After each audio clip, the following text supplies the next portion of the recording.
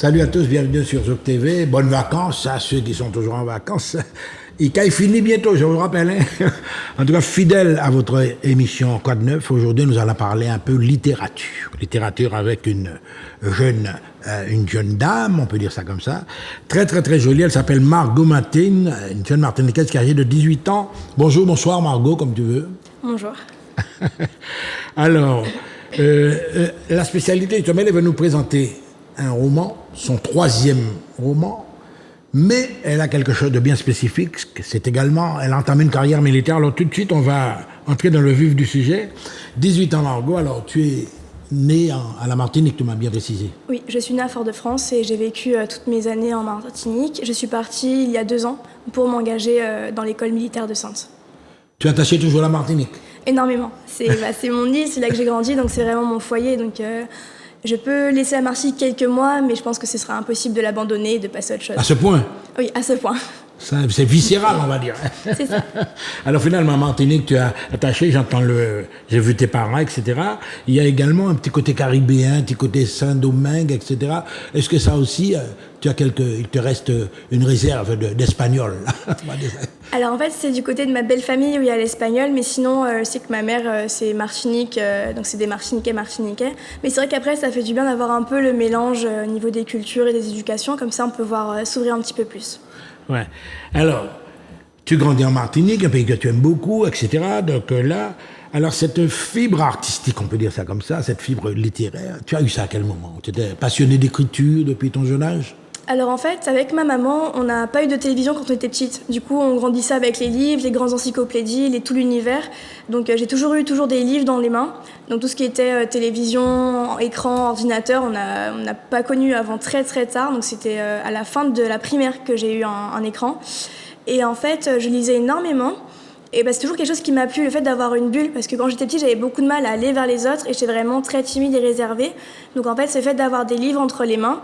Et plus je lisais, plus je me disais, mais attendez, pourquoi les auteurs, par exemple Victor Hugo, moi je peux lire ses livres comme ça, et pourquoi un jour, quand je serai plus grande, quelqu'un d'autre, genre une enfant, pourrait pas lire mes propres livres? Donc en fait, j'ai commencé une petite compétition avec les grands auteurs. Et après, j'ai commencé à écrire des pièces de théâtre, ça n'avait pas du tout de sens. Et c'est quand je suis arrivée en classe de 4e, 3e, où j'ai écrit mes premiers livres en brouillon, donc ils ne sont pas sortis, ceux-là, ils sont au fond les manuscrits, quoi. C'est ça, ils sont au fond de l'armoire. Et après, c'est en classe de seconde où j'ai écrit mon premier roman. Du coup, Le Temps d'un été, qui est sorti en 2022, l'année dernière, c'est ça. Et ensuite, mon 2e, 3e, et maintenant, ça passe. Ouais. Alors justement, on est en train de voir les couvertures de tes livres, etc. Mais cette tendance à l'écriture, etc. Tu m'as parlé de... Vous avez dit que tu n'avais pas de télé à la maison. C'est un milieu assez humble, assez... Tu roulais pas sur l'or, quoi. Tu n'es pas né avec une cuillère en argent dans la bouche. Alors, pas spécialement, je pense que c'était plutôt un choix au niveau de l'éducation de mes parents, parce qu'on habitait au Robert, donc grande maison, dans la campagne, grand jardin, etc. Ce qui fait que mes grands-parents sont du Morne Rouge. Donc on allait donner le biberon aux veaux, même les chèvres à côté de la maison, les cabris, etc. Donc mes parents étaient plutôt aisés, ils nous ont pas mal aidé tout ce qui était activité, ils nous ont donné des facilités pour tout ce qui était musique, le violon, le sport, etc., les voyages. Moi, en même temps, toujours à rester dans l'optique, c'est avec l'éducation qu'on a et de savoir faire avec ce qu'on a. Donc vraiment s'habituer pour pas se dire on vit dans des maisons bétonnées, on est vraiment des petites princesses de la ville pour être vraiment dans la campagne. Alors là, on voit quand même que tu as déjà la fibre musicale également. Les cours de violon, tu en as pris assez jeune. Est-ce que c'est le seul instrument que tu as pratiqué? Au début, je faisais vraiment que du violon. J'ai eu comme prof Mano Césaire aussi, oui, et Jean-Christophe Germain. Oui. Ah, oui, j'ai commencé avec Jean-Christophe Germain, mais il est parti au Canada, du coup j'ai dû abandonner. C'était mon prof préféré. Et après, en fait, j'ai commencé la guitare en autodidacte. En fait, c'est un ami de mon père qui m'a offert une guitare. Du coup, j'ai commencé à y jouer. Et puis, c'est vraiment le chant, le violon et un peu de guitare. Alors, la fibre, attends, de voilà justement à la guitare. La fibre artistique, tu l'as, tu es attiré par les instruments. Et la voix, est-ce que tu as essayé de chanter à un certain moment? Alors pour la voix, j'ai toujours été très timide, mais c'est l'année dernière, en rentrant à Saintes, avec un des cadres de mon école, donc Arnaud, où on a réouvert c'est un club sportif artistique spécialisé musique. Donc non seulement ça, j'étais à la fanfare, mais on a réouvert un groupe de musique entre cadres et élèves pour finalement devenir, nous, le groupe élève de l'école. Donc on faisait des concerts pour le théâtre ou pour la fête de la musique. On a joué cette année et l'année dernière. Donc je suis chanteuse dans le groupe. Oh là là. Alors là, justement, il y a quelque chose qui ressort. Tu n'es pas quelqu'un d'introverti, là. Tu as un débit rapide. Je suis en train d'interviewer là. C'est ça. Toute jeune, tu étais comme ça. Tu aimes t'exprimer, tu aimes communiquer, tu es à l'aise avec tout le monde, quoi. C'est assez paradoxal parce que quand j'étais jeune, je parlais pas du tout. J'étais toujours très timide avec mes livres et c'était ma petite bulle. Je faisais taekwondo et ma prof, parfois, elle s'inquiétait de voir que je ne parlais jamais. Et c'est après où ça a commencé à arriver petit à petit. C'est que quand je suis avec ma maman et ma sœur, souvent elles me disent « Mais Margot, tais-toi s'il te plaît parce que je parle très vite. » Mais je sens que tu as un débit... C'est ça. Donc après, ça dépend. Si je suis vraiment à l'aise, je vais bien parler, mais en général, je reste un peu et puis j'observe ce qui se passe. Tu n'es pas de nature introverte, c'est comme ça, tu es calme normalement, tu sais garder, quoi. Oui, je peux être calme quand il faut et hyperactive à certains moments. Justement, on voit une photo qui précise que tu es également une adepte des arts martiaux. Oui, c'est ça. Tu as fait du judo, du karaté, quoi, exactement. Non, du taekwondo. J'ai passé ma ceinture noire quand j'avais 14 ans pour l'objectif des compétitions. Donc là, c'était un championnat des écoles de la Caraïbe à Trinidad. Et du coup, là, on voit une photo, ouais. Ah bah, donc là, c'était au diamant. Ouais. Et en fait, non, le taekwondo, c'est vraiment mon sport principal. Je fais beaucoup de sport à côté. Je fais du surf, en plus sans loisir, des crosses pendant la saison avec l'armée. Je vais faire de la musculation, de l'escalade, mais c'est surtout le taekwondo, mon sport de base. Là aussi, on voit que tu aimes la mer. Tu aimes nager, tu aimes la planche, etc. Oui, surf, kitesurf, j'adore la mer. Bah, c'est ce qui me manque le plus en France, c'est d'avoir la mer à proximité et notre mer de chez nous. Ouais. Alors, on va revenir quand même au premier roman, etc. Ton premier roman, tu parlais de quoi? Tu racontais quoi? Alors, Le temps d'un été, de base, c'était un défi sur une plateforme littéraire. Donc, j'ai commencé ensuite à écrire. Et à la fin du défi, je me suis dit, mais en fait, pourquoi ne pas lui réserver autre chose que d'être juste un défi sur une plateforme? Donc, je l'ai réécrit. Et en fait, c'était l'histoire d'amour entre une jeune fille et le petit-fils des voisins de ses grands-parents. Donc, inspiré de Ferrel. Bon, quand j'étais petite, j'avais un énorme béguin sur le petit-fils des grands-parents qui était à côté de chez moi. Ah, là, tu commences à dévoiler, là. Donc, au fond, tu es sentimental, quand même, hein? Énormément. Ouais, ah bon, ouais. Donc voilà, donc c'était une petite histoire, Le temps d'un été, comme le titre, était assez courte. Ouais, les amourettes, quoi. C'est ça, c'est exactement ça. C'est pas fait pour durer, d'après toi, mais après, tu as des retours? Ben en fait, j'ai... Tu l'as déjà revu, au fait? Oui, mais il y a une copine, et dans tous les cas, il me plaît pas spécialement, donc c'est vraiment quand j'étais petite où ça fonctionnait. Mais alors, ton style d'écriture, tu t'es inspiré, tu m'as parlé de Victor Hugo, des grands classiques, etc. Mais est-ce que dans ta personnalité même, est-ce que tu as une manière d'écrire? Alors, en parlant des grands auteurs, j'ai étudié Madame de Lafayette quand j'étais en première. Et en fait, à son époque, c'était vraiment une des premières auteurs femmes, et surtout par rapport aux romans d'analyse psychologique et les romans du sentiment amoureux. Et en fait, dans son livre La Princesse de Clèves, où elle montre vraiment la beauté de l'amour, mais dans toute sa négativité, par exemple, ça mène à la mort, les maladies, les dépressions, etc. Et en fait, je sais que par rapport à l'amour dans la réalité, j'ai une vision vraiment très pessimiste. Donc je me suis dit, mais en fait, roman d'analyse, et c'est là que j'utilise mes œuvres vraiment comme des thérapies, en fait. Parce que tous mes livres sont inspirés de mes relations amoureuses, et en fait, souvent on a l'expression écrire, donc tourner la page pour passer à autre chose. Et le fait, en fait, d'écrire mes livres, je me dis, j'écris vraiment ce qui s'est passé, bon, avec beaucoup de fiction autour, pour pas qu'on sache que c'est moi de A à Z. Oui. C'est un personnage, quoi. C'est ça. Même si mes parents savent, ils me reconnaissent dans ce que j'écris. En même temps, je me dis, je préfère écrire mon histoire. Comme ça, je tourne vraiment les pages en physique, je ferme le livre et là, je peux passer à autre chose. Donc, c'est vraiment une inspiration un peu de Madame de Lafayette pour le côté analyse, ou même des fois où je réussis à grandir en écrivant mes relations. Et en fait, quand je relis, je me dis, ah mais en fait, si c'est passé ça, c'est parce qu'il y avait telle chose, telle chose, telle chose. Donc c'est vraiment, pour les autres, ça a l'air un peu plutôt du côté de la fiction, mais pour moi, c'est vraiment des romans où je m'analyse moi-même et c'est vraiment une thérapie. Et justement, en matière de structuration de pensée, je vois que tu as une grande maturité. Enfin, tu as rapidement, très très très jeune, tu as constaté toi-même que tu raisonnais déjà, tu avais une autre approche de la réalité. Tu as souffert beaucoup, toi? Alors, quand j'étais petite, plutôt, maintenant ça va parce que c'était par exemple au primaire ou au collège, j'avais beaucoup de mal avec les gens de mon âge. Ou par exemple, c'est que ma sœur, elle a 2 ans et demi de plus que moi, j'étais toujours avec les amis de ma sœur ou avec ma sœur, et même quand il y avait des adultes à la maison, même quand je pars en voyage, que ce soit en Allemagne ou n'importe où, je vais avoir plus de facilité à échanger avec des grandes personnes, des personnes âgées, des personnes qui sont vraiment mûres, quoi, matures, voilà, c'est ça. Alors qu'avec mon âge, je vais essayer de parler un petit peu, mais ça revient à les études, les amourettes, aller en bois, des trucs comme ça, ça où vraiment je m'ennuie et je trouve pas le truc Justement, accrochant. et Margot, ça m'amène, hein, mais tes loisirs, c'est quoi finalement? Tu danses pas, tu fais pas comme les jeunes, c'est pas moi, tu as bien fringué, etc. Est-ce que ça t'intéresse, ça t'interpelle de vivre avec ton temps, quoi, ouais. Ben en fait, je trouve qu'en parlant de mon temps, c'est pas que je m'y sentirais pas spécialement bien, mais je trouve que les jeunes, ils veulent aller un peu trop vite. Et même aussi dans ma génération, c'est beaucoup de faire beaucoup de fêtes le soir, aller beaucoup en boîte, boire de l'alcool, fumer énormément. Alors que moi, je suis plutôt... parfois, je dis à mes parents, j'ai l'impression d'avoir 45 ans, parce que je vais être plutôt à faire des voyages toute seule. Quand je suis partie en Grèce toute seule, en Allemagne à Noël toute seule, où j'aime bien genre prendre mon temps avec moi, genre passer du temps seule, et comme ça, je peux vraiment apprendre à me connaître et puis découvrir des pays, des cultures. Et je suis plutôt dans les loisirs où ça va plus m'apporter moi personnellement et me faire grandir que d'aller voir une histoire de plein d'amis, plein de fêtes, etc. Beaucoup de monde. Ça, c'est pas trop mon truc. On va pas dire que tu es introverti, disons que tu es une solitaire. Enfin, tu aimes bien fonctionner seul. C'est ça. Voilà, on a eu un premier roman, un deuxième roman. Le deuxième roman, rapidement, tu vas nous donner le titre. C'est toujours une histoire de vie, quoi. Ouais. Voilà, c'est Fleurs de coquelicot. Je l'ai publié pour la commémoration des morts le 11 novembre l'année dernière. Ouais. Et en fait, celui-là, c'est beaucoup de fiction. C'est un pilote allemand et une française. Donc, il y a toujours une histoire d'amour. Et la seule partie où je me suis inspirée de mon histoire, c'était pour la première relation de la jeune femme avec son ex-compagnon, qui s'appelle, il me semble, Jean, si je ne me trompe pas, où ça a été assez compliqué comme relation pour moi et pour elle.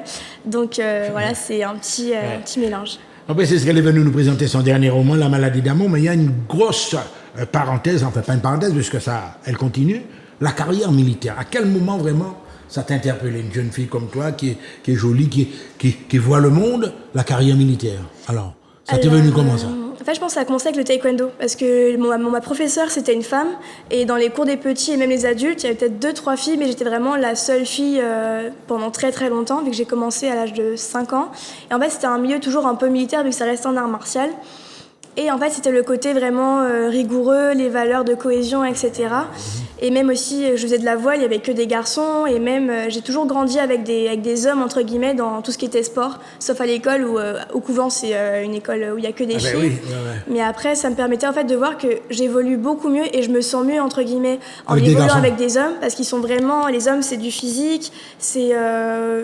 Bon, niveau maturité, c'est pas trop ça encore, mais c'est vraiment plus de physique et... On va dire moins de paroles, les ongles cassés, etc. C'est un cliché sur les filles, hein, mais les hommes sont plus sérieux et un peu bruts de décoffrage. C'est que j'étais un garçon manqué quand j'étais petite, donc en fait ça a vraiment aidé et puis ça a permis de vraiment trouver ma voie au niveau de l'armée. On reste toujours sur la carrière militaire, rigueur, ça t'apporte un certain nombre de valeurs, un certain nombre d'éléments essentiels pour ton évolution. Est-ce que tu as, à l'armée par exemple, est-ce que tu as déjà subi des frustrations? Ça, à l'armée, on te dit n'importe quoi, Est-ce que ça t'est arrivé des fois? Qu'on te rabasse le caquet? Alors peut-être au début de ma première année, vu qu'en général quand quelque chose me plaît pas, j'ai tendance à le dire.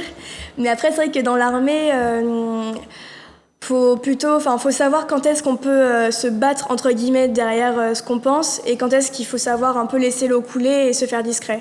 Mais après au niveau des frustrations, je pense qu'il n'y a pas eu de frustration personnellement, ou c'est quelque chose qui est de normal pour des formations militaires où on a des temps militaires. Oui, plus de mais après, quelqu'un gradé, etc. En formation, ça t'est déjà arrivé? En formation, non. En formation, je suis toujours très discrète, je parle pas beaucoup, je fais ce qu'on me demande pour être efficace parce qu'on a des notes de comportement. Donc aussi pour montrer que, en tant que militaire, on va dire en tant que soldat pendant les formations militaires, quand on a un cadre, il faut qu'on fasse telle chose. Du coup, le mieux, c'est de le faire et de pas discuter. Donc après, c'est quelque chose que j'ai appris avec le temps, à apprendre sur moi. Et puis après, je pouvais râler dans ma chambre pendant 20 minutes aux filles qui étaient dans ma chambre. Mais quand c'était sur le moment, même si c'est quelque chose qui ne me plaisait pas, après, je pouvais aller voir mon cadre et lui dire « Excusez-moi, que c'est un adjudant ou un sergent, excusez-moi, mais il y a eu ça, j'ai pas trop compris. Est-ce que vous pouvez m'expliquer ?» Ou j'ai eu plusieurs fois des discussions. Et il reprend avec toi. Ouais. Voilà, c'est ça. Même si c'est sur le niveau personnel, ou ça peut être des problèmes d'internat, ou parfois je suis allée voir mes cadres pour rediscuter et plutôt avoir des discussions à plat et à froid, et pas à chaud, où après il y aura une confrontation. Mais l'armée, parce que tout le monde voit l'armée comme ça, mais il y a une spécialité, il y a des sections dans l'armée. Qu'est-ce que toi, tu étais dans quel type de formation?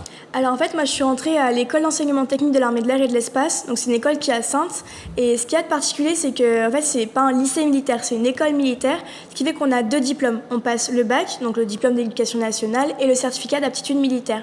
Donc c'est pour ça que souvent on va avoir par exemple des photos des ARPET, donc les ARPET sont les élèves de l'école, on sera gradé, on arrive en caporal chef à la fin des 2 ans. Parce qu'en fait, on fait toutes nos classes. On fait nos formations militaires initiales, on passe le certificat militaire élémentaire et ensuite le certificat d'aptitude militaire au bout des 2 ans. Donc en fait, c'était une école sur 2 ans, où on est en collectivité donc toute l'année. On rentre chez nous après toutes les 3-4 semaines. Et ensuite, donc de base, c'est une école que pour les mécaniciens, mais on passe à Rochefort en école des sous-officiers de l'armée de l'air en septembre. Alors simplement, enfin, tu peux parler aux jeunes comme toi, est-ce que tu peux leur conseiller de tenter cette expérience-là? Alors je pense que donc si vous avez vous êtes en dessous des classes de première, je pense que Sainte c'est vraiment une expérience à tenter parce qu'en fait en partant 2 ans où surtout nous pour les Martiniquais on rentre pas chez nous tous les week-ends, donc c'est vraiment une prise de maturité, on grandit très très vite et je pense que c'est quelque chose à tenter. Après, comme on rentre en classe de première à la terminale, donc niveau timing, ça peut être un peu juste. Mais je pense que l'armée en général, que ce soit l'armée de terre, la marine ou l'armée de l'air, enfin je vais parler pour l'armée de l'air vu que j'y suis, c'est vraiment un cursus, c'est un parcours, c'est quelque chose qu'il faudrait peut-être tenter au moins une fois dans sa vie. Donc, Tu vas à côté de ton avion, tu as quelques heures de vol déjà, non? Dans l'aviation civile, mais pas dans l'aviation militaire. Ouais. Eh bien, ok, on va laisser un petit peu. Alors là, tu vas nous présenter quand même ton 3e ouvrage, La maladie d'amour. Alors, tu es sportive, tu es vraiment très... Oh là là, c'est 2 militaires, là? Non, un militaire et une civile. Oh là là là là, alors on est bien campé dans le décor, là, déjà. La maladie d'amour. Et justement, avec ton emploi de temps en tant que militaire, tu as la possibilité d'écrire. Tu as des heures quand même où tu peux te consacrer à l'écriture. Le soir.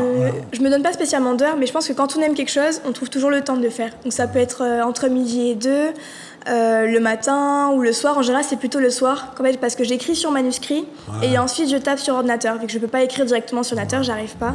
Donc c'est vraiment dès que j'ai un petit trou pour caler des heures pour écrire. Et parfois en cours aussi. Alors, tu vas nous résumer quand même rapidement, donc la thématique générale, le thème de cette maladie. Alors, effectivement, est-ce que c'est autobiographique, là, on va dire ça?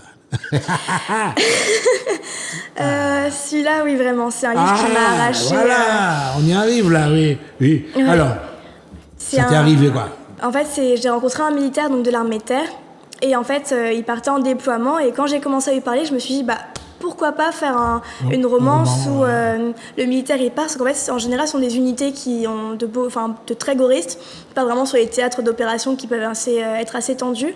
Donc en fait, je me suis dit pourquoi pas faire une histoire où lui il part et donc il y a les situations de guerre où en fait elle ne sait pas si elle va revenir et au lieu de rester à attendre, en général les femmes elles attendent que l'homme revienne même quand il est mort, elles se disent elles font leur deuil.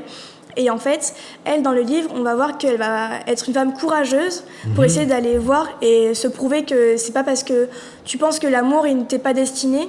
En fait, elle va faire tout jusqu'au bout pour se battre pour son amour. Et c'est pour ça qu'on voit à la fin du livre où il y a une fin qui est assez inattendue.